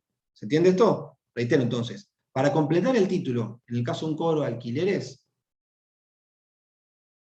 la citación en principio es doble, para que reconozca el vínculo y para que exhiba el último recibo. Ahora bien, si ese contrato hubiera sido instrumentado por escrito, deberemos diferenciar. Si fue plasmado en un instrumento público o privado con firma certificada, la citación es al solo efecto de que exhiba el último recibo. ¿Bien?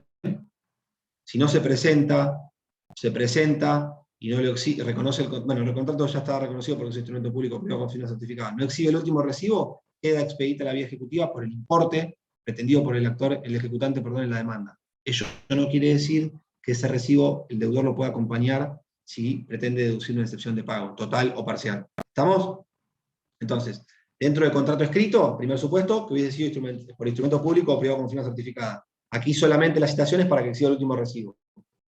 Como contrapartida, si hubiera sido instrumentado por instrumento privado sin firma certificada, en este caso sí la citación es al doble reconocimiento, a que reconozca el contrato y a que exhiba el último recibo. Si desconociera el vínculo contractual, tendremos que, a pedido del ejecutante, transitar por lo del artículo 526, que es lo de designar perito calígrafo, y lo mismo que les dije anteriormente. Si determina que era la firma, se impondrá la multa; si determina que no era la firma, se podrá apelar, etc. Bien, en eso no varía. ¿Estamos hasta ahí? El otro supuesto que podría darse es que es muy raro, pero que podría darse es que la locación no hubiera sido instrumentada por escrito, es decir, que hubiese sido un contrato verbal. Como yo confiaba mucho en Mía, porque habíamos tenido un buen vínculo en la cursada, le alquilé, pactamos el canon locativo en una suma determinada, no firmamos nada, porque en la relación alumno-profesor fue excelente, entonces tiene cara de buena, encima por lo que estoy viendo, es cara de buena Mía, entonces nunca supuse que no me iba a abonar el canon locativo. Bueno, en este caso se pueden dar dos situaciones: que se la cite y Mía de buena fe reconozca la locación, el contrato locativo, y exhiba o no el último recibo. En cuyo caso va a quedar completado el título y expedita la vía ejecutiva.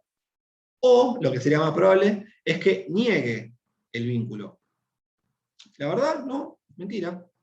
Con Patricio, no, es más, me pareció un pésimo profesor. Miren si encima le iba a alquilar un inmueble, que encima no tiene, tampoco para alquilar. O sí tengo, pero no tengo extra como para alquilar. Entonces, si negara el vínculo, y el código dice, si el ejecutante no pudiera probar sumariamente, lo cual es obvio que no va a poder probar sumariamente, acá no se podrá accionar por vía ejecutiva, y me obligará a mí a transitar un proceso de conocimiento, citándolo a todos ustedes, que estaban presentes cuando celebramos el contrato verbal, y en caso que, ahora ojo, no pude ir por vía ejecutiva porque la pícara de Mía me desconoció la locación, y no había instrumento firmado. Ahora bien, yo voy a ir por la vía de proceso de conocimiento. Ahora, si en la sentencia el juez determina que efectivamente me dio locación, le va a imponer una multa del 30%. ¿Bien? Entonces, reitero, si el contrato no hubiera sido instrumentado por escrito, es decir, hubiera sido un contrato verbal, se lo va a citar al locatario al doble reconocimiento del vínculo y para que exhiba el último recibo. Si lo reconociere, título completo, queda expedita la vía ejecutiva. Si desconociere y el ejecutante no pudiera probar sumariamente y en forma indubitada el vínculo contractual, no podrá accionar por vía ejecutiva, deberé iniciar yo. Sí, pero seguramente tendrás que ir por proceso de conocimiento. Es más, en este caso que les decía, este ejemplo absurdo que les decía, no va a quedar expedita la vía ejecutiva, porque no tengo forma de acreditarlo fehacientemente, indubitadamente, porque un testigo no es indubitado. Entonces no tengo forma de probarlo fehacientemente que me dio este contrato verbal. Me obligará a transitar un proceso de conocimiento. ¿Qué es lo que haría yo en este ejemplo de pago que les dije? Lo primero que haría es una prueba pericial informática sobre esta grabación, que esto está quedando grabado. Y además lo citaría como testigos a ustedes. En ese caso, luego de transitado este proceso de conocimiento, si el juez atendiera mi reclamo, es decir, dictara sentencia, diciendo que efectivamente me dio un contrato de locación y que Mía no lo abonó, le va a imponer una multa. ¿Bien? Del 30% que se va a agregar al importe de condena. Profe, y en ese caso, ¿yo podría iniciar un proceso por daños y perjuicios posterior o no? Sería, digamos, estos daños y perjuicios quedarían incluidos en la multa del 30% que se le impone en la sentencia. No. La multa es por obligarlo a transitar la vía de proceso de conocimiento. Punto. Daños y perjuicios tendrías que demostrar algún tipo de daño moral, alguna cosa. Sería difícil demostrar más allá, porque digamos, no cualquier daño puede ser reclamado judicialmente. La simple molestia, por decirlo de alguna manera, no habilita a que el juez proceda como rubro autónomo y lo condene. Tendría que yo demostrar algún daño moral que me causó por la confianza que deposité en clase, con la carita buena que tenía nuestra compañera y todo, alguna cosa así, que el juez considerara el daño moral como rubro autónomo. La realidad es que esto es muy poco probable, primero porque no vi nunca una locación verbal, nunca. Por lo menos nunca la vi traída a proceso judicial en 15, ya no sé ni cuántos años. Hace tanto de trabajo en proceso judicial que ya ni me acuerdo. Desde los 19. Nunca vi un reclamo por una locación verbal. Creo yo que sería muy difícil reclamar algún rubro, más allá del importe, obviamente del canon locativo no adeudado, y de la multa que el juez consideraría en caso de que se tratara de proceso de conocimiento. El único rubro que se me ocurre es un daño moral. Ahora, si me preguntás, ¿para vos procedería ese daño moral? Y sería difícil. Primero porque los daños morales en materia contractual hay que probarlos. Yo tenía que demostrar qué tanto, se llama alteraciones de espíritu cuando hay daño moral, qué tanto perjuicio me causó haber confiado en una alumna en el marco de una clase amena, que me altere tanto como para poder reclamarlo como robo autónomo. ¿Puede ser Por ahí no reclamado? moral, sino el transcurso del proceso, digamos, el tiempo que yo tardé en lograr esa sentencia, o el que hubiera tardado posiblemente, pero sería imposible probar lo que hubiera tardado en el proceso ejecutivo también por ahí. Sí, pero lo que pasa es que también ahí vos podrías reclamar todos los periodos adeudados hasta tanto te restituya la cosa. Y vos también tendrías la posibilidad, se llama daño material. Tenías la posibilidad de reclamar tu daño material íncito en la propia demanda. Mía sigue estando en mi inmueble y no me paga el canon locativo. Bueno, ese daño material que me causó me lo va a tener que abonar cuando el juez dicte sentencia. Lo que yo apuntaba como rubro autónomo tendría que ser algún daño moral o psicológico. O sea, daño psicológico que te cause eso puede ser, lo digo, hay que probarlo con perito. El daño psicológico sí o sí requiere de prueba pericial psicológica, porque tenés que demostrar la necesidad de un tratamiento, bueno, sé el marco de la materia o del caso. Pero como podría darse, podría plantearse sin dudas. Si vos me preguntás si tendría posibilidades de éxito ese reclamo, y habría que ver. De movida hay que probarlo muy bien, porque como es materia contractual, los daños hay que probarlos. No se presumen, como sí se presumen algunos en materia extracontractual. Pero sí, es válido, podría reclamarse. Lo veo difícil, salvo el daño moral, veo difícil que cualquier otro rubro pudiera prosperar, pero bueno, habría que pensarlo. Bueno, y lo último, en materia de ejecución de alquileres, créditos contra el fiador, que una de las chicas se me había preguntado si se puede demandar únicamente por el caso de ejecución de alquileres al fiador. Sí se puede demandar al fiador si se constituyó como principal pagador, se puede, pero igualmente se tiene que preparar la vía ejecutiva citando al locatario, al deudor, para poder determinar el monto. Bien, porque el fiador, Melina me salió de fiador en mi contrato, pero no sabe cuánto debo yo. Pues soy yo el que no abono el canon locativo. De manera que, ¿podrá Mía demandarla a Melina únicamente a la fiadora por el cobro de los alquileres que yo no aboné? Sí, pero igualmente habrá que preparar la vía ejecutiva citándome a mí para que reconozca el vínculo y para que exija el último recibo. ¿Por qué? Porque a partir de la exigición del último recibo se entiende que la deuda exigible es lo posterior. ¿Bien? Entonces, eso es lo que va a poder determinar el monto líquido exigible que después Mía le va a ejecutar a la fiadora, en este caso Melina. ¿Se entiende? ¿Quedó claro el caso de ejecución de alquileres? Esto se pregunta siempre. Preparación de la vía ejecutiva en el caso de créditos por alquileres, siempre. Últimos supuestos de preparación de la vía ejecutiva. Me quedan 15 vías, terminar bien, creo. Caso de obligaciones a plazo, caso de obligaciones condicionales. ¿Se acuerdan cuando yo les había dicho el 518? El título, además de contener una obligación de dar sumas de dinero líquida o fácilmente liquidable, debe ser exigible. ¿Qué quiere decir exigible? Que el plazo que tenía el deudor para cumplir la obligación ya esté vencido, o que si estaba sujeto a alguna condición o prestación, esté cumplida. Bien, eso quiere decir que sea exigible la deuda. Bueno, en el caso de las obligaciones a plazo, acá el título ejecutivo se va a integrar con una resolución emanada de un juez, en la cual fije el plazo que tiene el deudor para cumplir con esa obligación. Bien, por acá puede pasar, o que en el título no hubiese dicho plazo, nos olvidamos de incluirlo. Digo, Melina le pagará a Patricio la suma X, en un instrumento privado, pero no dijimos cuándo. Entonces, ¿es una obligación a plazo? Sí, pero no sé cuándo fenece ese plazo que tiene la deudora para cumplir. Entonces, lo que se hace es, se acompaña el título y se solicita al juez que, previo traslado a Melina, por el plazo de 5 días, por cédula al domicilio real, alegue únicamente las defensas que tenga en torno a la fijación de plazo, no el resto. El resto será cuando se intime de pago. Entonces, lo que se hace, se le pide al juez que fije un plazo. ¿Qué hace el juez? Le corre traslado, acá sí es un traslado, al deudor para que alegue sus defensas únicamente en torno al plazo para el cumplimiento. ¿Bien? Que reitero, y agrego uno más. Puede darse que en el instrumento no hubiésemos fijado plazo, o que hubiesen puesto alguna condición tipo para cuando el deudor se encontrara en condiciones de abonar. Yo digo, bueno, señor juez, fíjele un plazo porque ya está en condiciones de abonar la deuda Melina. Entonces el juez, reitero, va a correr traslado por el plazo de 5 días, notificado por cédula al domicilio real de la deudora, quien únicamente podrá ejercer sus defensas relativas a cuestiones de plazo. Luego de esa contestación o no, de ese traslado, el juez resuelve. ¿Bien? fijando o no un plazo. Y acá el código dice que no admite recurso alguno. En realidad al ejecutante se entiende que sí, porque en realidad ya no hay nada más que hacer, entonces en realidad el ejecutante sí podría apelar. El ejecutado no, tendrá que esperar a que sea intimado de pago para ejercer su defensa a través de excepciones. Bien, entonces reitero, obligaciones a plazo. ¿Cuándo una obligación sería a plazo? Cuando en el instrumento no se determinó cuándo el deudor debía cumplir, o cuando se especificó que era cuando el deudor estuviera en condiciones de cumplir. Si el ejecutante, en el primer caso, de que el juez le fija un plazo, en el segundo entiende que ya el deudor está en condiciones, se lo solicita al juez. ¿Qué hace el juez?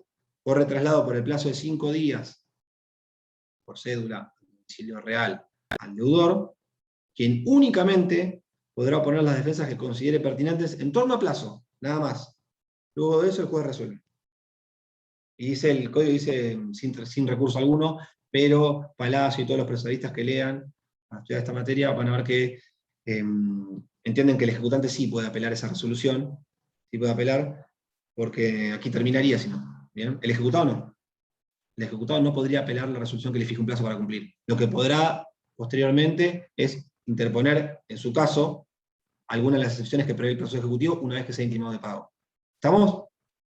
Bien, me quedan 10 minutos, no me falta mucho. Obligaciones condicionales.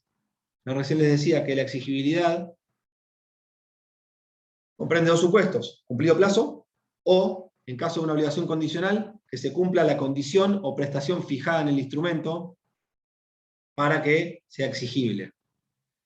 Acá el cumplimiento de la condición puede surgir del mismo título, de un instrumento público que lo complemente, de un instrumento privado con firma certificada que lo complemente, o de un instrumento privado sujeto a la preparación de vía ejecutiva, es decir, que se lo cite al deudor para que reconozca el cumplimiento de la prestación o el cumplimiento de la condición. Bien, se puede realizar por cualquiera de esas tres vías. Bien, si negara, obviamente si estuviera instrumentado en un instrumento público o privado con firma certificada, no se puede negar porque al ser confeccionado por un funcionario público hace plena fe. Ahora, si fuera un instrumento privado sin firma certificada y el deudor negare el cumplimiento de la condición de prestación, no se puede accionar por vía ejecutiva. Nos obligará a nosotros a ir por vía de proceso de conocimiento. ¿Bien? Último supuesto, caso de la firma por autorización o a ruego. ¿Alguien sabe qué es la firma a ruego? ¿Nunca escucharon? Sí, en Civil 1 se ve eso, ¿no? ¿Firma a ruego?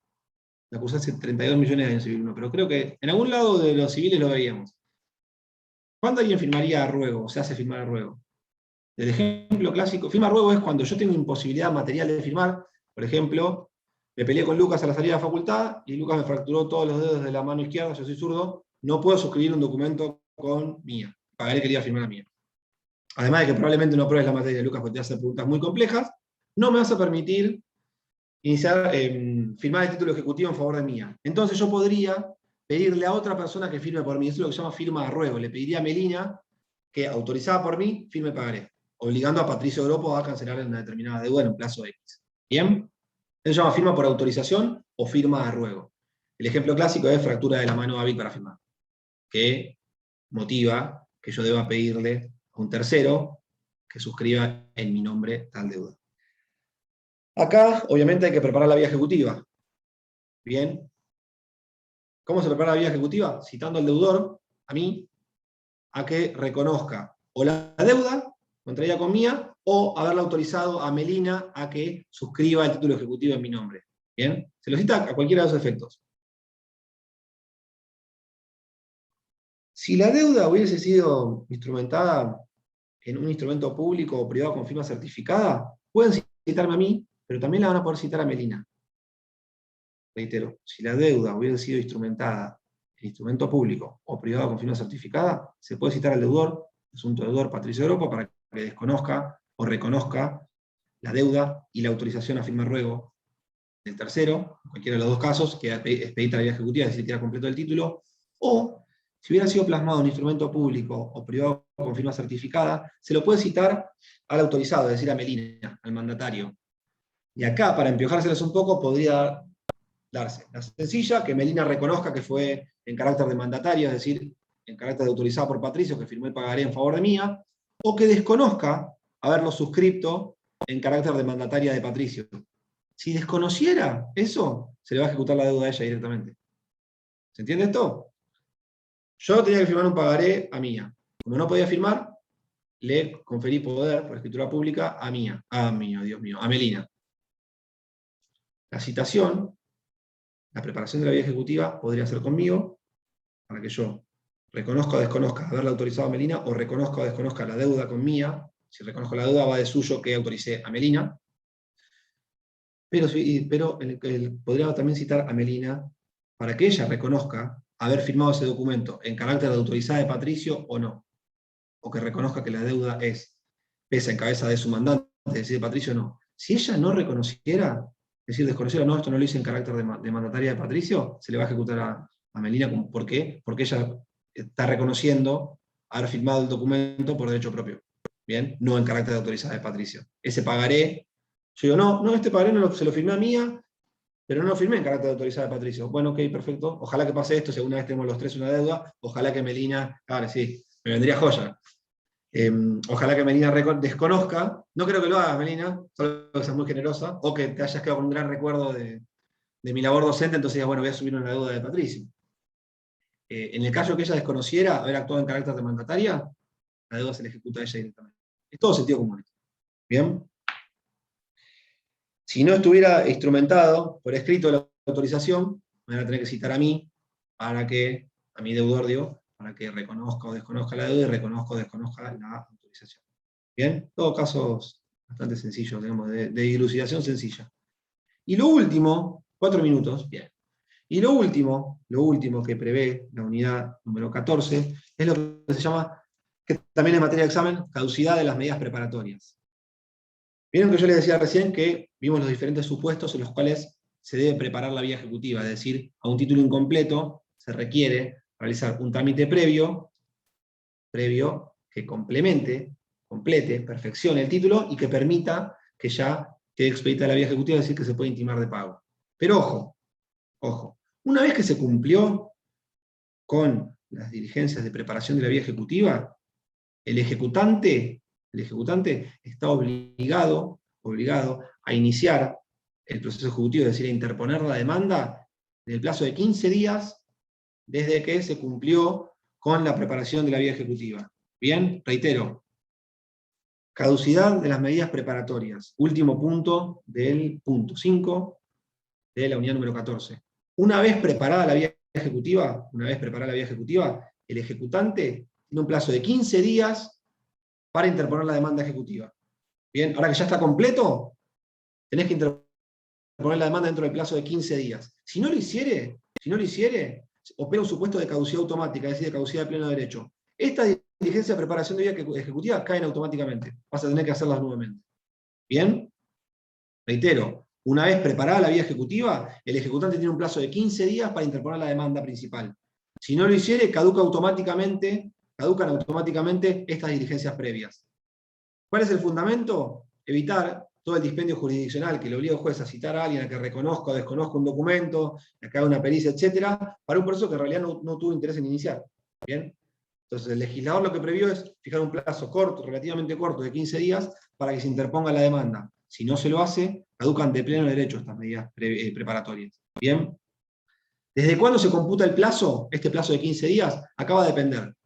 Si el reconocimiento del deudor fue expreso, se la citó a Melina y reconoció el contrato de locación y exhibió o no exhibió el último recibo, es decir, fue un reconocimiento expreso, el plazo de 15 días comienza a computarse del día hábil inmediato posterior. No requiere resolución judicial alguna. Bien, reitero, si el reconocimiento, en el marco de la preparación de vía ejecutiva, el reconocimiento por parte del deudor fue expreso, dijo, en mi firma, dijo, este es el contrato de locación, acá está el último recibo, se cumplió la condición, bueno, cualquiera de los supuestos que vimos anteriormente de preparación de la vía ejecutiva, el plazo de 15 días para interponer la demanda principal comienza a computarse en el día hábil inmediato posterior. ¿Cómo? No escuché, perdón. Bueno, si alguno me hizo la pregunta no llega a escuchar, perdón, porque justo hablé encima. Como contrapartida, si el reconocimiento hubiese sido ficto o tácito, es decir, se citó al deudor a que reconozca o desconozca la firma y no se presentó, o se presentó y contestó con evasivas, o no contestó nada, ahí sí el juez, ahí se requiere una resolución judicial que el juez dice, lo tengo por reconocido en forma ficta. Y el plazo va a computarse una vez que quede firme esta resolución, que lo declaró en forma ficta, día de hábil inmediato posterior.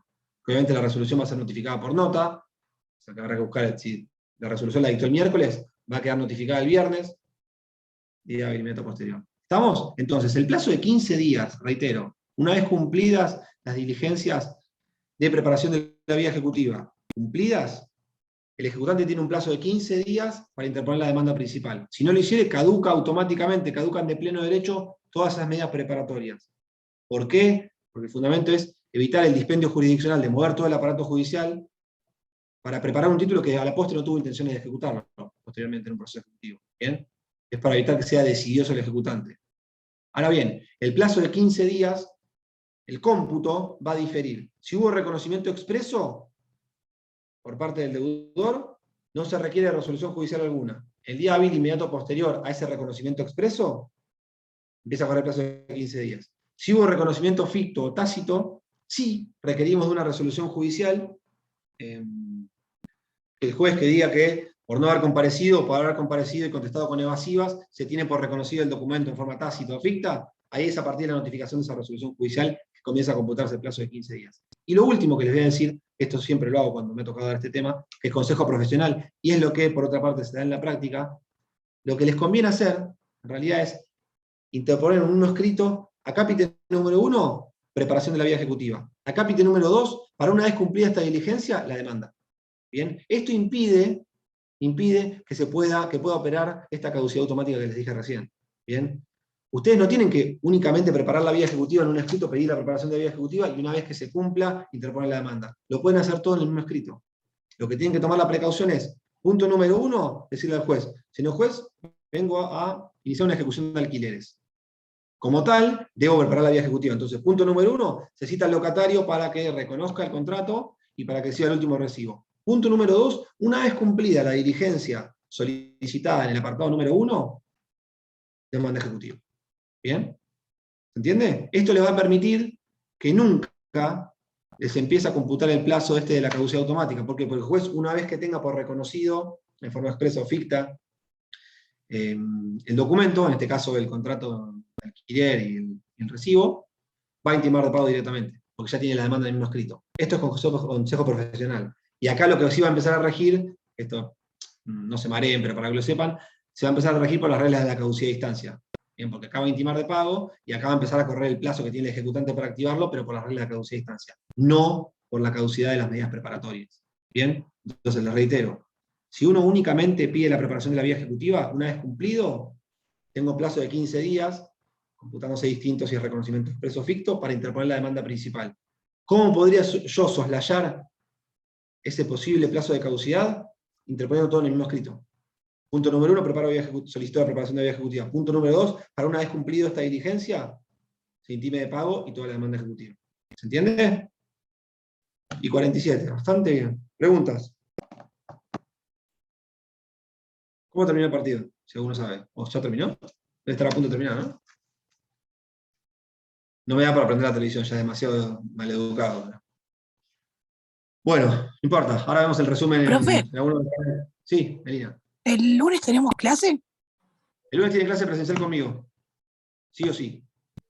Y como ahora me dijeron que todos los profesores terminaban, menos el doctor Ferran y yo, quizás tengan el miércoles conmigo también y el jueves con él. Tengo que ver si me deja cambiar el día. Porque el lunes vamos a tener una clase larga. Porque tengo que explicar el punto 1 y 2 de la unidad número 15, que no es difícil, pero quiero que lo entiendan bien porque es todo el discurrir del trámite de un proceso ejecutivo. De manera que si no llego a terminar el lunes, voy a tratar de pedirle al doctor Ferran que me cambie miércoles por jueves, ya que el jueves está libre también. Porque el martes está ocupado por el titular. Pero sí, el lunes nos vemos en la facultad a las 8:15, 20:15. Bueno, chicos, los libero. Buen fin de semana, descansen, estudien, vayan a ver el partido, lo que queda de los minutos, el compacto, o a comer, o lo que sea. Los libero. Buen fin de semana. Gracias. Chao, profe. Chao.